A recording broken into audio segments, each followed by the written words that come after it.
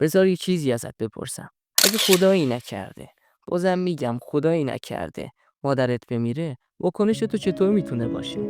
احتمالاً میری سر خاکش گریه میکنی یا حداقل یه غم سنگینی میشینه رو دلت. حالا تصور کن کسی باشه که هیچ واکنشی نسبت به این موضوع نشون نمیده. نه گریه، نه شیون، حتی میمیک صورتش هم تکون نمیخوره. فقط میگه خیلی خستم، خیلی گرممه، کاش زودتر تموم بشه.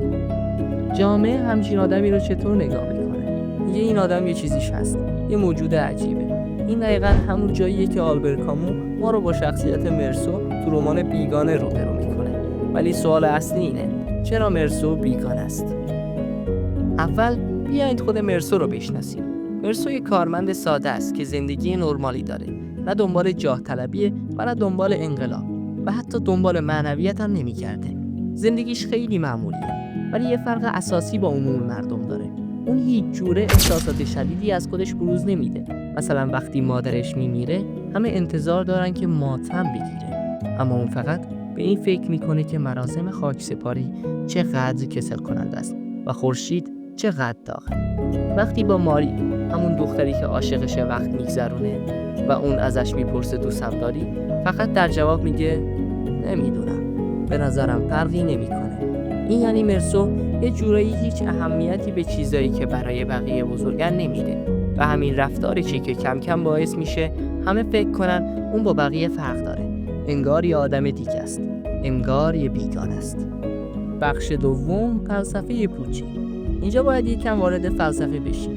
کامو، نویسنده کتاب، این نظریه داشت به اسم پوچی که میگفت ما آدما همیشه دنبال معنا و دلیل برای زندگی کردن میگردیم.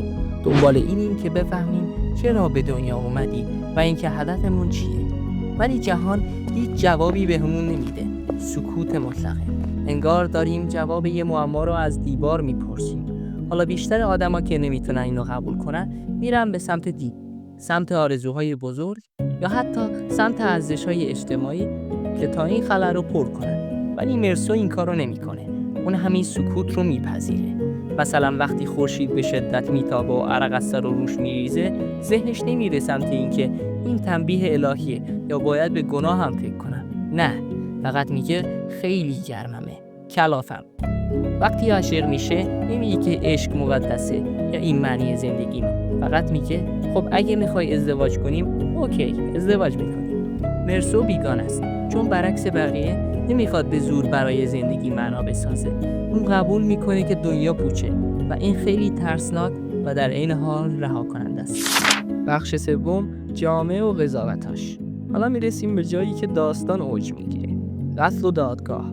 مرسو توی درگیری یه آدم عرب رو میکشه. خب طبیعیه که دادگاه باید به جرم قتلش رسیدگی کنه. ولی نکته جالب اینه که قاضی و هیئت منصفه بیشتر از قتل روی اخلاق و احساسات مرسو گیر میدن. هی تکرار میکنن این آدم چرا سر خاک مادرش گریه نکرد؟ چرا مثل بقیه رفتار نکرد؟ انگار براشون مهمتر از خون ریخته شده اینه که مرسو مثل ما نیست. و همینجا دقیقاً میبینیم چرا مرسو بیگانه است. چون جامعه آدمی رو که با قواعد نانوشته امان نباشه پس میزنه. اون بیگانه است چون تصمیم گرفته خودش باشه، حتی اگه همه علیهش بشن.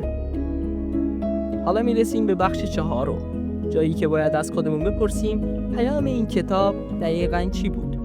بیگانه فقط داستانی قتل محاکمه نیست. این کتاب یه آینه است. ما رو وادار میکنه از خودمون بپرسیم اگه یه روز همه نقاب‌هامون رو کنار بذاریم، اگه دیگه برای راضی نگه داشتن بقیه بازی نکنیم، چی از ما باقی میمونه؟ مرسو با سکوت و بی‌تفاوتی‌اش ما رو مجبور میکنه ببینیم چقدر خودمون از ترس قضاوت بقیه به نقشه‌ی دروغین چسبیدیم. بیگانه بودنش در واقع یه جور شجاعته. شجاعت روبرو شدن با دنیایی که معنا نداره. پس چرا مرسو بیگانه است؟ چون اون زبان ما رو بلد نیست. زبانی که پر از تظاهر، پر از قواعد نانوشته و پر از نقش‌های اجتماعیه.